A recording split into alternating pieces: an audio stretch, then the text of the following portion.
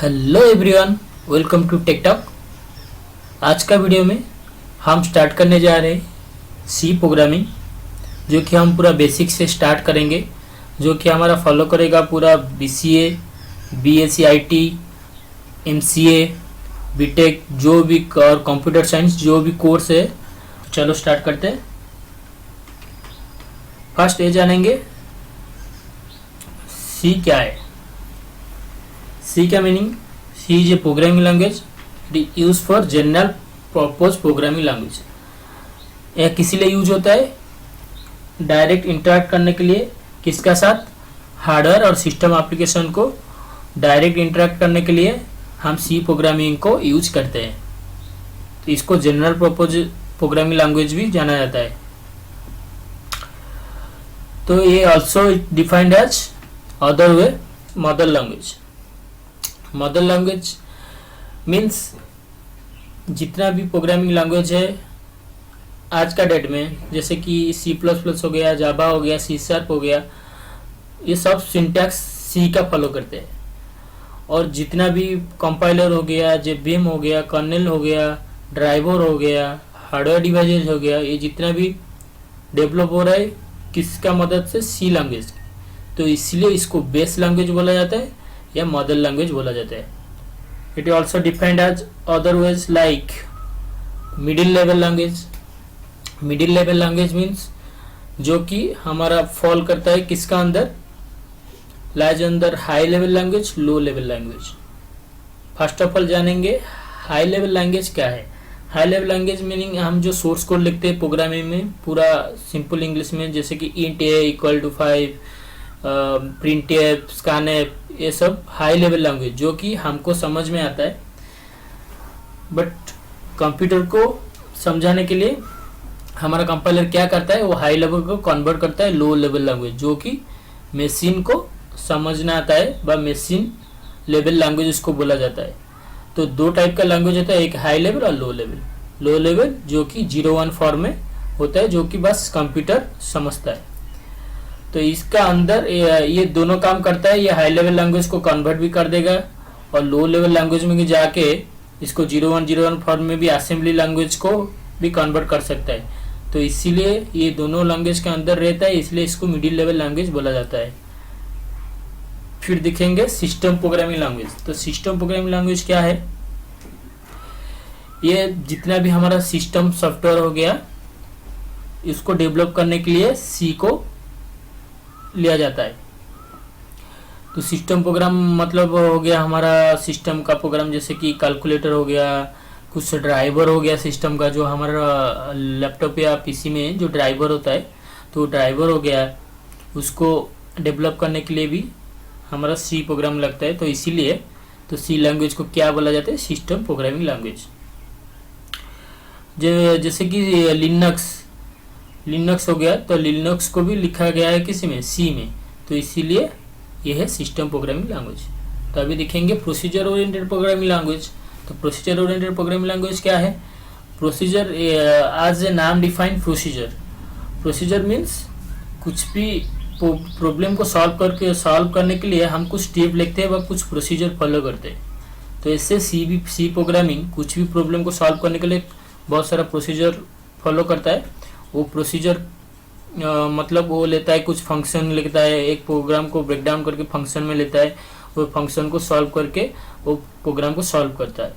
तो ये हो गया procedure oriented programming language. Then आया structure oriented programming language. Structure oriented programming language जो कि एक सबसेट होगा किसका? प्रोसीजर ओरिएंटेड का, जो कि हमारा ब्लॉक वाइज एक जो फंक्शन बना लेता है उसको, उसके बाद वो सॉल्व करता है। जैसे कि एक ट्री स्ट्रक्चर जैसे दिखता है, टॉप टू डाउन आता है सॉल्व कर करके, इसीलिए एक स्ट्रक्चर ओरिएंटेड प्रोग्रामिंग लैंग्वेज भी बोला जाता है। तो ये हो गया सी, और सी कैसे डिफाइन हुआ अभी दिखेंगे ये कैसे आया। ये जो है डेनिस रिची, जो कि फादर ऑफ सी है, और ये बेल लाइब्रेटरी में काम करके एक केन थॉम्सन के साथ सी लैंग्वेज का डेवलप किया था 1972 में। उसका बाद ये इसीलिए उसको सी को डेवलप किया क्योंकि उस टाइम में जो भी लैंग्वेज था, जैसे कि बी हो गया, बीसीपीएल हो गया, अल्गोल हो गया, ट्रेडिशनल सी हो गया, तो ये सब इसी में से कुछ कमी था। वो कमी को पूरा करने के लिए, वो जो ड्रॉबैक था उसको ये करने के लिए, फुलफिल करने के लिए, तो इसको सी को डेवलप करना पड़ा। ये किसका साथ काम कर रहे थे? केन थॉम्सन के साथ। 1970 में बी हुआ था, बी के बाद सी आया। सी जो आया, सी का जितना भी सिंटैक्स हो गया, जितना भी प्रॉपर्टी है, फीचर्स हो गया, ये किससे आया? बी से। तो बी से ये इनहेरिट हुआ। तो उसके बाद फिर आया ट्रेडिशनल सी जो हमारा आया 1972 में। उसके बाद आया के एंड आर सी, जो कि एक बेन केरिंगहान एक थे, वो भी टेनिस एज के साथ काम करके इसको लाया, के एंड आर सी। उसके बाद आंसी सी, आंसी स्टैंड पर अमेरिकन नेशनल स्टैंडर्ड, एक American National Institute Standard Institute है, जो कि क्या करता है, सी के लिए एक स्टैंडर्ड बनाया, जो कि 89 और 90 के बीच में एक स्टैंडर्ड बनाया, जिसके लिए जो उसी में ऐड किया कुछ प्री प्रोसेसर, कुछ डाटा टाइप्स, ऐसा कुछ ऐड किया था। तो उस स्टैंडर्ड को क्या बोला जाता है? C89 और C90। तो कौन बनाया था? आंसी और ISO Indian standard, sorry international standard organization, ये भी एक स्टैंडर्ड ऑर्गेनाइजेशन है, ये भी बनाया था, दोनों मिलके बनाए थे। तो ये बेल लाइब्रेटरी में हुआ था। इसको इसीलिए डेवलप किया गया था क्योंकि उस टाइम जो यूनिक ऑपरेटिंग सिस्टम था उसको डेवलप करने के लिए सी लैंग्वेज को डेवलप किया गया। उसके बाद आया हमारा ये जितना भी फीचर हुआ, जो बी का था और बीसीपीएल का था, ये सब सी में आ गया था। ये था पूरा हिस्ट्री ऑफ सी। अभी देखेंगे क्या क्या फीचर्स है इसमें। सी बहुत सिंपल है। सिंपल मतलब इजी टू अंडरस्टैंड, जो भी बिगनर है उसको समझ में आएगा, इसको लेके वो कुछ भी प्रोग्राम कर सकता है, क्योंकि सी बहुत बेसिक है, हाई स्कूल लेवल में भी सीखा जाता है 9-10 बच्चे लोग को, तो ये बहुत सिंपल है। देन आया ये पोर्टेबल है। पोर्टेबल मीन्स हम एक पीसी में प्रोग्राम किए सी प्रोग्राम, तो जो कि हम इधर से लेके कॉपी करके अदर पीसी में इसको डालेंगे तो ये रन करेगा, कोई प्रॉब्लम नहीं होगा। तो इसको मशीन इंडिपेंडेंट भी बोला जाता है, क्योंकि जो टाइप का भी ओएस होगा उसी में चल जाएगा, कुछ प्रॉब्लम नहीं होगा, इसीलिए इसको पोर्टेबल बोला जाता है। उसके बाद है मिडिल लेवल तो मैं बताया था, जो कि हाई लेवल और लो लेवल के अंदर आता है, इसीलिए मिडिल लेवल बोला जाता है। देन देखेंगे रिच लाइब्रेरी मीन्स सी हमको प्रोवाइड करता है बहुत सारा लाइब्रेरी हमको, जैसे कि हम प्रिंटफ स्कैन फंक्शन यूज करते, तो उसके लिए हम यूज करते हैज इंक्लूड stdioh। तो stdioh stand for standard input output, जो कि एक लाइब्रेरी है, जो कि हमको इनपुट आउटपुट लेने के लिए हमको इस लाइब्रेरी को इंपोर्ट करना पड़ता है, हेडर फाइल को। तो ये ऐसा बहुत सारा लाइब्रेरी देता है हमको ऑपरेशन करने के लिए, इसीलिए सी के पास बहुत सारा लाइब्रेरी है। देन इसके बाद बहुत सारा ऑपरेटर भी है, जैसे कि हम कुछ भी कैलकुलेशन कर देते तो हमको ऑपरेटर चाहिए, जैसे कि एडिशन सब्ट्रैक्शन तो बेसिक ऑपरेटर है। उसके बाद हो गया एक्सपोनेंट हो गया, जैसे कि हम कुछ नंबर का एक्सपोनेंट निकालेंगे उसके लिए भी हमको चाहिए ऑपरेटर, वो भी सी में अवेलेबल है, जैसे कि इंक्रीमेंट डिक्रीमेंट, ये सब हम आगे पढ़ेंगे। तो ये सारे रिच सेट ऑपरेटर कौन देता है? सी भी देता है। उसका होता है मेमोरी मैनेजमेंट।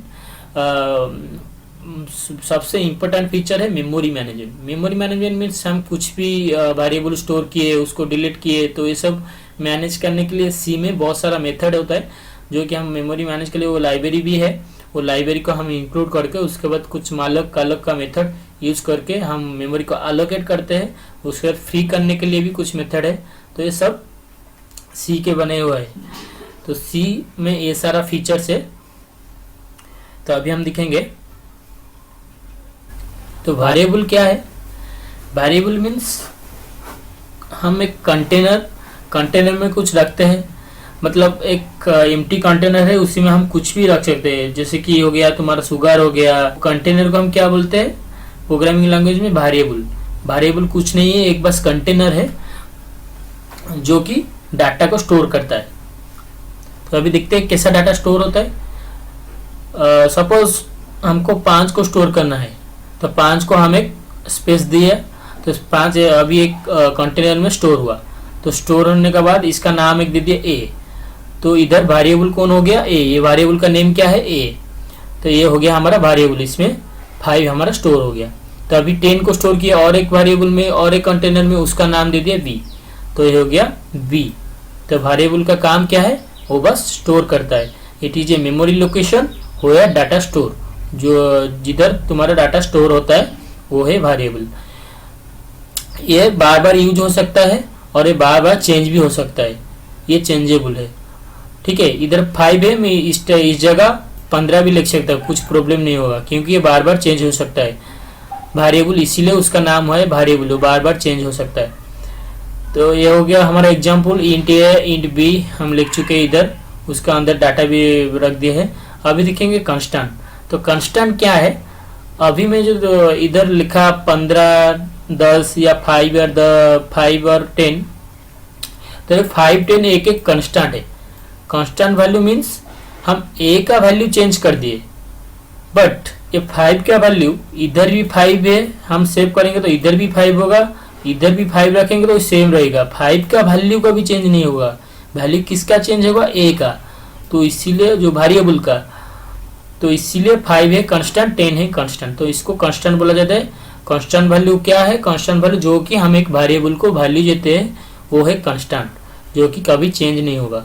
तो एग्जांपल में हम देख लिए, int a equal to 5, b equal to 10, इधर 10 equal constant, b a variable. ऐसे फ्लोट भी ले गए, फ्लोट में बी है 2.5, 2.5 ये वाला फ्लोट कांस्टेंट, ये वाला इंटीजर कांस्टेंट, ये हो गया तुम्हारा कैरेक्टर कांस्टेंट। तो ये है सब कांस्टेंट का टाइप है। ठीक है, तो अभी दिखेंगे क्या, कीवर्ड्स। तो कीवर्ड्स क्या है, मतलब हम कुछ भी यूज करते हैं प्रोग्रामिंग में, तो ये पहले से कुछ रिजर्व वर्ड है जो कि हम यूज कर सकते हैं। लाइक प्रोग्रामिंग में इंट हो गया, कैर हो गया, फ्लोट हो गया। जैसे कि हम एक प्रोग्राम में ब्रेक यूज करना चाहते हैं तो ब्रेक हो गया। ये सब कीवर्ड है जो कि पहले से प्री डिफाइंड है, इसको हम वेरिएबल नेम में यूज नहीं कर सकते, फंक्शन नेम में यूज नहीं कर सकते, क्योंकि ये पहले से डिफाइन है। तो ये बस कीवर्ड किसके लिए है, कुछ स्पेशल ऑपरेशन परफॉर्म करने के लिए हम इसको यूज करते हैं। तो कीवर्ड क्या हो गया, एक रिजर्व वर्ड जो कि स्पेसिफिक टैक्स के लिए हम यूज करते हैं। टोटल सी में 32 कीवर्ड है। ये हो गया ऑटो, ब्रेक, केस, कैर, ये सब तुम देख लेना। बस ये हो गया तुम्हारा कीवर्ड। उसके बाद हम एक एग्जांपल देखेंगे, हम लेंगे इंट ऑटो। तो इधर ऑटो क्या है, एक वेरिएबल है, ये वैलिड है क्योंकि इधर एटा क्या है, कैपिटल है, तो ये वेरिएबल है। केस सेंसिटिव, केस सेंसिटिव मतलब सी केस सेंसिटिव फॉलो करता है। इसका मतलब क्या है, हम अपर केस में कुछ लिखेंगे या लोअर केस या स्मॉल लेटर में कुछ लिखेंगे तो ये दोनों अलग है। तो इधर अपर केस में लिखा हुआ है तो ये कीवर्ड हमारा कौन सा है, लोअर केस में, तो ये अलग होगा, मतलब ये वैलिड है। तभी लिखेंगे इसको लोअर केस में लिखेंगे ऑटो, तो ये वैलिड नहीं होगा क्योंकि हमारा जो ऑटो है ये कीवर्ड है, तो इसलिए वैलिड नहीं होगा। ये सारा सब कीवर्ड है जो कि हम प्रोग्राम में यूज करेंगे। तो ये हो गया टोटल 32 कीवर्ड के मैं बताया अभी। ये कभी भी वेरिएबल नेम नहीं हो सकता है कीवर्ड। तो अभी देखेंगे क्या, आइडेंटिफायर। आइडेंटिफायर क्या है, जब भी हम कुछ लोगों को बुलाना चाहते या किसके साथ मिलना चाहते, पहले उसका इंट्रोडक्शन लेते। क्या तुम्हारा नाम क्या है, वो बोलता है मेरा नाम यह है, यही है कि राम है, श्याम है, तो उसी नाम से हम उसको दूसरे बार बुलाते हैं। ठीक है, तो इसीलिए वेरिएबल का भी कुछ नाम होता है, फंक्शन का भी कुछ नाम होता है, हमको प्रोग्राम में रखना पड़ता है, वरना कंफ्यूजन क्रिएट होता है। जब प्रोग्राम हम यूज करते, प्रोग्राम जब रन करते, उसमें परफॉर्म करने के लिए हम नाम से बुलाते। ठीक है, तो इसलिए उनको एक एक नाम दिया जाता है। तो वो नाम को क्या बोला जाता है प्रोग्रामिंग वर्ड में, आइडेंटिफायर। तो आइडेंटिफायर कुछ नहीं है, ये बस एक नेम है। जैसे कि मैं एक वेरिएबल में रखा 15, इधर 15 को रखा, 15 का नाम दिया बार, तो ये जो वेरिएबल का नाम क्या हो गया, बार, तो बार हो गया हमारा आइडेंटिफायर। तो अभी दिखेंगे एक आर ले गए, तो आर में हम स्टोर कर दिए 0 1 2 3, तो उसका एक नाम दे दिए ARR, तो आर, तो हो गया ये भी एक आइडेंटिफायर। तो आइडेंटिफायर क्या है, एक नाम है, किसका किसका, वेरिएबल हो गया, फंक्शन हो गया, अरे हो गया, स्ट्रक्चर हो गया, जो भी हम यूज कर रहे हैं वो सब हो गया आइडेंटिफायर। इसके लिखने के लिए कुछ रूल्स हैं, ऐसा नहीं कि हम जो भी पाए लिख सकते, जो भी नाम दे सकते। जैसे कि हम प्रीवियस स्लाइड में देखें, जो कि कीवर्ड का नाम कभी वेरिएबल नहीं हो सकता, तो इधर भी कुछ रूल्स है, उसको देखेंगे अभी। फर्स्ट हो गया क्या, ये अल्फा न्यूमेरिक कैरेक्टर और अंडरस्कोर सिंबल, जो अंडरस्कोर कैरेक्टर है एक स्पेशल कैरेक्टर, वो बस यूज करता है और कुछ भी यूज नहीं करता है। अल्फा न्यूमेरिक मीन्स जो कि हमारा कैपिटल A to Z हो गया और लोअर केस में A to Z हो गया यूज करता है, और 0 to 9 नंबर हो गया, और एक ही special character underscore symbol use करता है। उसका बताया गया इसका स्टार्टिंग शुड भी अल्फाबेट और अंडरस्कोर। हम जो इसको स्टार्टिंग से लिखेंगे, जो कि एक अल्फाबेट लेगा और अंडरस्कोर लेगा, एक नंबर लिखेंगे, तो ये वैलिड आइडेंटिफायर या वैलिड वेरिएबल नहीं होगा। केस सेंसिटिव में बताया था, लोअर केस और अपर केस ये अलग अलग होगा। हम कैपिटल ए में कुछ लिखेंगे और लोअर ए में एक वेरिएबल लेंगे, तो दोनों अलग अलग है। तो अभी मैं दिखा देता, अभी लिखा इंट ARR, ये कैपिटल ARR है, ये एक वेरिएबल है, वैलिड वेरिएबल, देन और एक RR लिखा है, ये दोनों अलग है, ये दोनों सेम नहीं है, क्योंकि इधर कैपिटल ए है, ये इधर स्मॉल है, तो ये केस सेंसिटिव बोला जाता है। देन इसका लेंथ जो भी हम ना लेंगे, जो भी नाम लेंगे, नेम लेंगे, वेरिएबल हो गया, फंक्शन हो गया, अरे हो गया, इसका लेंथ लेस देन 32 कैरेक्टर होना चाहिए, उससे ज्यादा होगा तो नहीं होगा, इनवैलिड हो जाए। इधर एक कुछ एग्जाम्पल है, इंट A1 लिखा, इधर अंडरस्कोर A लिखा, तो ये वैलिड वेरिएबल है। अभी देखेंगे कुछ इनवैलिड वेरिएबल, लाइक मैं इधर लिखा इंट 1A, हमारा रूल के अनुसार जो कि 1 है वो कि डिजिट है, तो हमारा स्टार्टिंग शुड भी अल्फाबेट और अंडरस्कोर, तो ये इनवैलिड हो गया। इसको वैलिड कैसे बनाएंगे, ऐसे लिख सकते हैं, अंडरस्कोर देके लिख सकते हैं, या A1 लिख सकते हैं डायरेक्ट, तो ये वैलिड हो सकता है। उसके बाद और एक देखेंगे, जो कि एक हाथ साइन दिया हुआ है और हाथ सिंबल जो कि स्पेशल कैरेक्टर लिखा है, ये भी इनवैलिड, क्योंकि हमारा एकमात्र जो है ओनली अंडरस्कोर यूज कर सकते हैं, जो कि ये वैलिड नहीं होगा। इसको वैलिड करने के लिए हम अंडरस्कोर देके इसको वैलिड कर सकते हैं। तो ये था पूरा रूल्स और आइडेंटिफायर, तो कीवर्ड्स आइडेंटिफायर,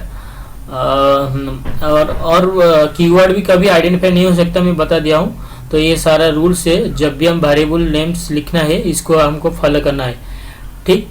तो ये था बस सी का इंट्रोडक्शन में ये सब हम दिखे हैं। फिर देखेंगे नेक्स्ट वीडियो में, जो कि हमारा आएगा डाटा टाइप्स, तो हमें जल्दी इसको दिखेंगे एक के बाद एक, जो कि पूरा आपका सिलेबस के अनुसार होगा। तो फिर मिलते हैं नेक्स्ट वीडियो में, थैंक यू।